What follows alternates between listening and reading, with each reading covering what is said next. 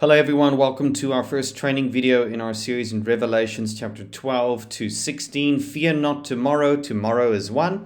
Starting this Sunday on the Sundays and then continuing as well in our group guides from studies 2 to studies 9 and looking forward to our journey together as we discover what God is busy doing through the 7 signs and then also the 7 bowls. But just to remind us, where are we at this moment? So far we've finished chapters 1 to 3, we've finished chapters 6 to 11, and now we're moving into chapters 12 to 14, which is these great signs, actually from chapter 15, verse 4. The 7 signs regarding the dragon and the woman and the beasts and the victory of the Lamb, which then concludes all the cycles of judgment in the 7 bowls, but more on that later. So here we are. This is where we are at this stage, and you can familiarize yourself again by reading these chapters. But having said that, just this map, you can look at it again and share it with your groups as well. I think it's in the group guides as well. But having said that, moving to the context of our passage, let me just remind you of a couple of things. This one command, which Jesus keeps saying to the churches, we need to overcome, we need to conquer. And in chapters 12, verse 11, we'll see how we conquer. But what Jesus also highlights in the visions is who our real adversary is. Smyrna, for example, although they are being persecuted by the Jews, it is interesting that Jesus describes it as the synagogue of Satan. Similarly, Pergamum, who is at the imperial cult, and the churches in that region, it's not called the imperial cult, it's called Satan's throne, where Satan dwells. And again, Philadelphia, like Smyrna, is being persecuted by the synagogue of Satan. So notice, the author of Hebrews, John, as Jesus explains to him, is not pointing to the human element involved in persecution, but the spiritual side involved, what's behind all of this. And to quote the Apostle Paul, who also highlights this, notice what the Apostle Paul says, and this is really what the visions do. We do not wrestle against flesh and blood. So we can look at the humanity in front of us, but actually we need to look beyond it. Who's instigating this?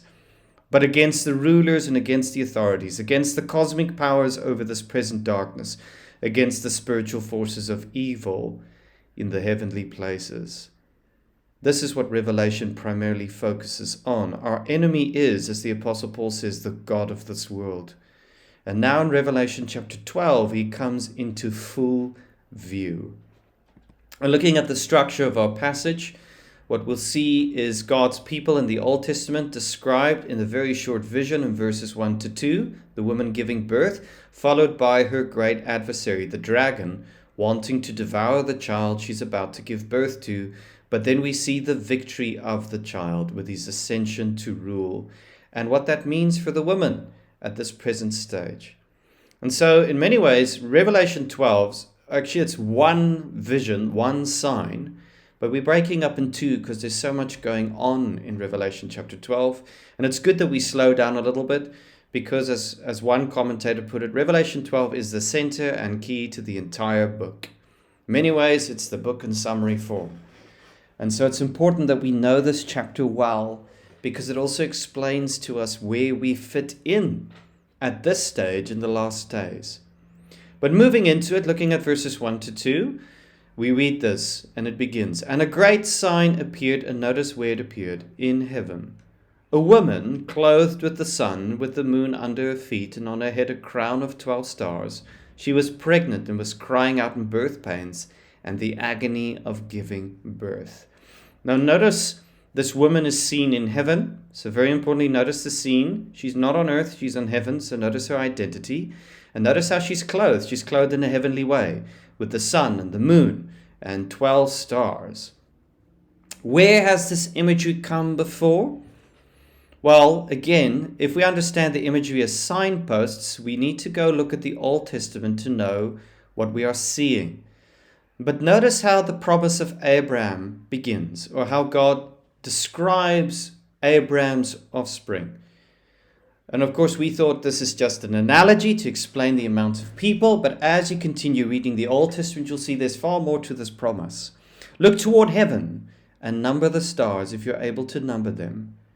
And then God said to Abraham, so shall your offspring be, like the stars. Now, of course, we might just read that at this stage numerically, but then we notice there's more heavenly language used in Joseph's dream. Behold, the sun, which refers to Jacob, the moon, his mother, and the 11 stars, which is his brothers, him being the 12th star, were bowing down to me. So notice the heavenly description again of God's people. But more significantly, which points out that there's a higher or greater identity to God's faithful people, is Daniel chapter 12, verse 3, which takes these ideas and describes God's faithful, the righteous, this way. And those who are wise, notice, shall shine like the brightness of the sky above. And those who turn many to righteousness like the stars forever and ever. So what are we seeing here? Just from that description, we are seeing faithful Israel, the true offspring of Abraham, in their glorified state as the woman. And notice even in the New Testament that she is described as Jerusalem above, who is our mother. Galatians chapter 4, verse 26 to 27. There are more notes on this.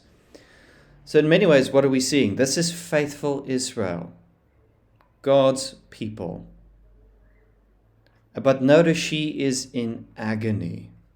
And the term here is unique because this term never refers to birth pains. So why, or giving birth? So why would this term be used? Because in Revelation, this term is referring to persecution, trials, and punishment, and in the Gospels as well. There are other examples in your Leader's Guide.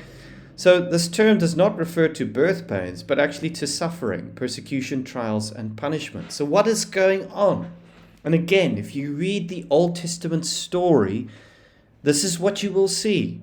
Faithful Israel, those who stay true to the promise, trusting in Yahweh, the God of Israel, following him with all their heart, always suffered with idolatrous Israel. Because the story of the Old Testament is the story of two Israels, if you like, faithful Israel and idolatrous Israel, apostatizing Israel. And the faithful were always judged with, suffered with idolatrous Israel. For example, Micah and Isaiah suffered with the people of Judah, the desolation of Assyria and the siege of Jerusalem. Jeremiah suffered with idolatrous Judah, with the siege of Jerusalem under Babylon. God's faithful people also experienced the judgment of idolatrous Israel, suffered with them. But also, faithful Israel was always persecuted by idolatrous Israel. The greatest enemies of the prophets were their own people. David was persecuted by his own people. Joseph was also persecuted by his own brothers. This is a theme running through the scriptures. And so the story of faithful Israel is a story of agony awaiting the birth of a child. And this is her purpose. This is the hope since Genesis chapter 13. And another sign appeared. And we'll get to what she was going to do, giving birth to a child. But what's going on? Who's behind this agony, this animosity that she's experiencing from idolatrous Israel? And so her real adversary is revealed, the dragon. And another sign appeared in heaven. Notice, behold, a great red dragon, with 7 heads and 10 horns, and on his head 7 diadems, and his tail swept down 1/3 of the stars of heaven and cast them to the earth. And the dragon stood before the woman who was about to give birth, so that when she bore her child, he might devour her. So notice, her purpose is to give birth to this child. But his purpose, his desire, is to destroy this child, which is actually started all the way back in Genesis chapter 3, verse 15. He desires to destroy the serpent crusher. Now we don't have to guess who this great red dragon is. His identity is fully revealed in chapters 12 to 9. That ancient serpent, this is a reference to Genesis chapter 3, who's called the devil, the accuser, and Satan, the adversary, or the other way around, the deceiver of the whole world. the god of this world. He is the great red dragon. Interestingly enough, why is the color red? You will see in your leaders' guides, and I think even in the group guides, in Jewish writings, the fourth beast was identified with the empire of Rome, and Rome's color was red, and so Rome was called by the Jews Edom, which means red. And again, there's this strong relationship between Satan and world empires, and we see that in the Old Testament as well. There's this relationship between the dragon and worldly kingdoms, and probably the most vivid example of this is Pharaoh himself. But for more details on this, you can read your leader's guide. But this dragon's got 7 heads and 10 horns with 7 diadems. So what's going on here? Well, understanding horns. Horns are a symbol in the Old Testament of authority, power, and strength. Just one example here. There are many others. 1 Samuel chapter 2 is a great example of this. But why the 10 horns? Well, the fourth beast, remember Rome, the fourth beast has 10 horns. You can see that in Daniel. So again, this idea of 10 horns, the fourth kingdom, the fourth beast, Rome. And why 7 diadems? Well, 7, of course, being a complete number, a diadem being a symbol of rule. It refers to complete rule. And in many ways, the dragon is trying to rival the lamb, the 7-horned lamb who's ruling and reigning. But what's this reference to a third of the stars? Now, there's been many speculations, but again, let the Old Testament explain itself. Because again, notice the heavenly identity of God's people. They are like the stars. The stars. And in Daniel chapter 8, verses 9 to 10, it speaks of a kingdom after Alexander, which refers to the kingdom of Antiochus Epiphanes, that grew great even to the host of heaven. And some of the host, and some of the stars. So notice the distinction, the host and the stars being the faithful, it threw down to the ground and trampled on them. And this is a reference to how the faithful are being persecuted and killed by this kingdom, God's stars. And again, we see the same here, where a third of the stars of heaven is cast down to the earth. So this is a reference to his power as the great red dragon, so strong that he swipes down a third of the stars. He tramples them. And it is significant to notice in the book of Daniel and in Revelation, there's a dual reality that are completely interlinked with one another. Heaven and earth, the spiritual and the physical, are interlinked in Daniel and in the book of Revelation. I can't go into much detail here on that in the training video, so I'd encourage you to read more about it in your leader's guide. So this is really a reference to not a cosmic fall of angels, but rather to the dragon's power and attack on God's people in the heavenlies, and how he swipes down a third of them in his strength. So we have this incredibly powerful adversary, the devil, Satan, the great serpent or ancient serpent. And what is his desire? This woman is in agony. She's in a helpless state of giving birth. And all he wants to do is wait for her to give birth so that he might devour the child.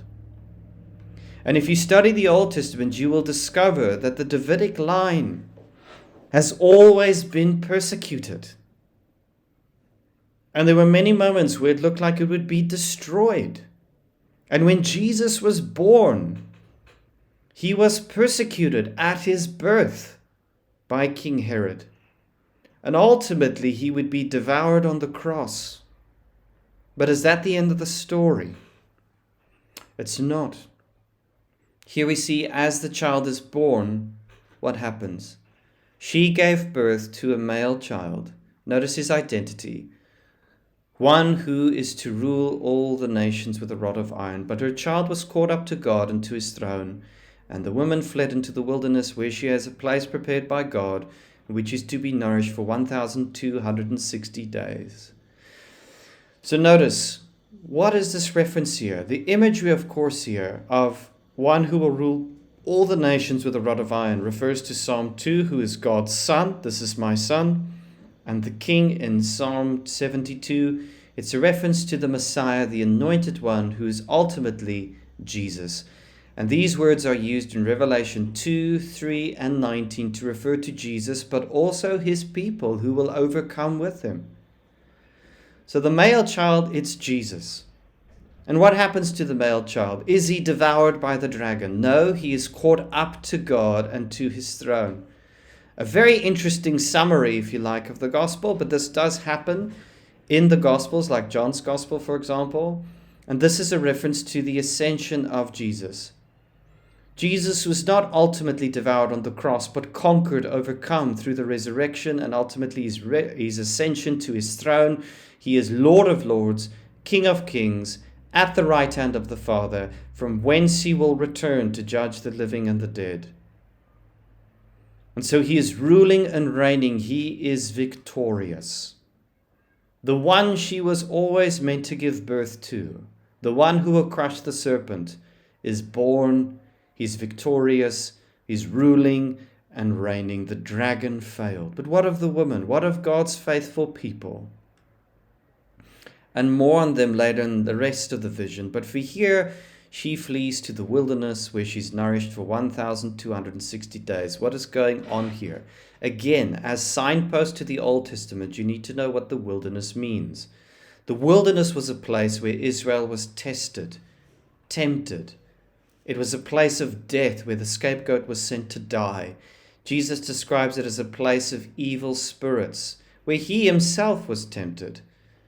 It's an image used to describe in the New Testament the Christian life. The Christian life in this present age, the wilderness is overlaid over it to help us understand where we are now. Like Israel journeying through the wilderness, so are we journeying through the wilderness of this life.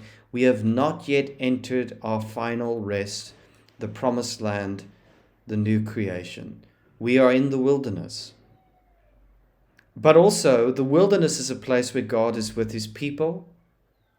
And it's here where he provides for them, nourishes them with manna and water, guides them, dwells with them in the tabernacle, here the pillar of cloud and fire. So yes, it is a terrible place. It's an interim place, journeying towards the promised land. But we are not alone. God is with us. Or to reiterate Jesus' promise, I am with you always to the very end of the age. But why this number of 1,260 days? Now this number keeps repeating itself in Revelation in different ways. 1,260 days equals 42 months. It's the same number. Equals the same number as time times and half a time, which is 3.5 years. So notice, it's the same number repeated in different ways. So it's referring to the same period, and it's linked here with the wilderness. And here's a striking thing about the number 42 months, 1,260 days. Israel's journey in the wilderness was 42 camps, or 42 stages, which you can read in Numbers 33. So again, the whole entire period, length of stay in the wilderness of Israel, the number of that is 42. And so we need to understand that our life is like those camps at this stage where we sojourn out of Egypt towards the promised land. And the number for that is 42 or 1,260 days. And what we need to be encouraged by is during this wilderness journey, we are being nourished by God. As terrifying as this place might be, as we'll see in the rest of this vision, God is with us. And we will reach the end. So what do you want people to walk away with? See the plan of redemption from the woman to the child is a great summary of the Old Testament. But also see the great adversary throughout the Old Testament and even now, the dragon. From the garden all the way to the birth of Jesus, the dragon has been relentlessly persecuting the woman through idolatrous Israel and the nations with the explicit aim of trying to devour the child. But ultimately see the child's victory, Jesus' victory. He is ruling and reigning at this moment. And understand, he is victorious, but you are currently, like Israel in the wilderness, you are in the wilderness. God's faithful people are in a wilderness journey. We have not yet reached the promised land, the new creation, the new heavens and the new earth. We have not yet entered Eden. And so we should expect the same trials and tribulations as Israel did, but also expect that God is with us, nourishing us and protecting us. And that's what we need to walk away with in this first vision in Revelation chapter 12, verses 1 to 6.